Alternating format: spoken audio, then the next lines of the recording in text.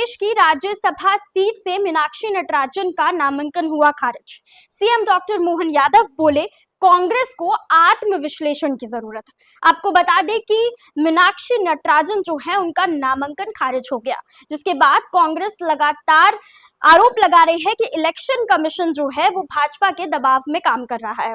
वहीं CM doctor Mohan Yadav का कहना है कि इतना बड़ा एक राज्यसभा सीट के लिए नामांकन भरा गया है और उस नामांकन में किस तरीके से ये लिखना कांग्रेस प्रत्याशी जरूरी नहीं समझते कि उनके पहले क्या आपराधिक रिकॉर्ड है।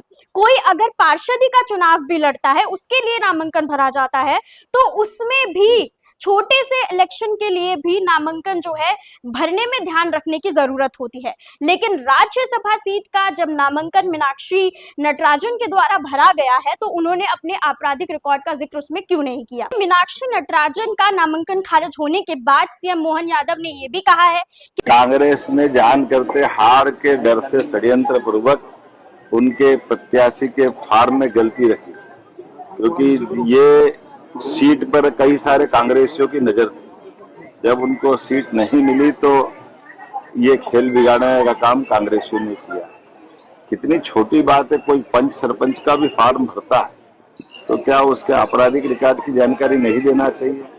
जो 10-10 बार चुनाव लड़ चुके ऐसे बड़े नेताओं के साथ, और वो भी राज्यसभा जैसे उच्च सदन के चुनाव में आप नाम निर्देशन फॉर्म भरते हो, तो ये आप जानबूझ करके षड्यंत्र कर रहे हैं। एक तरफ आपको अपने विधायकों पे भी भरोसा नहीं, इसलिए प्लेन लेकर उनको लड़ाने का, डराने का, कितने प्रकार से ये जो नाटक करने का प्रयास किया। सारी पोल खुल गई है, अब कांग्रेस को आत्मविश्लेषण करने की जरूरत है। सीट को लेकर एक होड़ मची हुई थी, जिसको लेकर ये पूरा षड्यंत्र जो है ये रचा गया है। इलेक्शन कमीशन का क्या डिसीजन होता है ये तो देखने वाली बात होगी।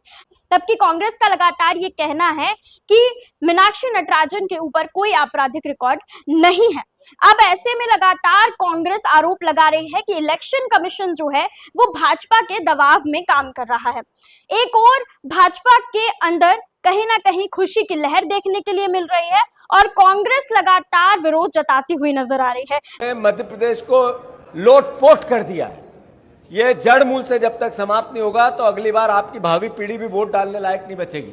मीडिया के साथियों की भी भावी पीढ़ी वोट डालने लायक नहीं बचेगी। धन्यवाद।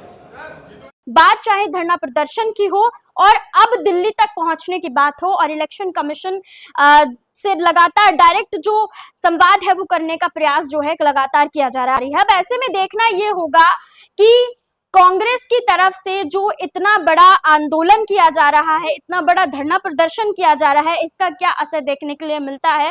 राज्यसभा की जो सीट का नामांकन निरस्त हुआ है, उसके बाद अब इलेक्शन कमीशन क्या एक्शन लेने वाला है। क्या कहना चाहेंगे आप मीनाक्षी नटराजन के नामांकन खारिज होने को लेकर? हमें कमेंट सेक्शन में जरूर बताइएगा।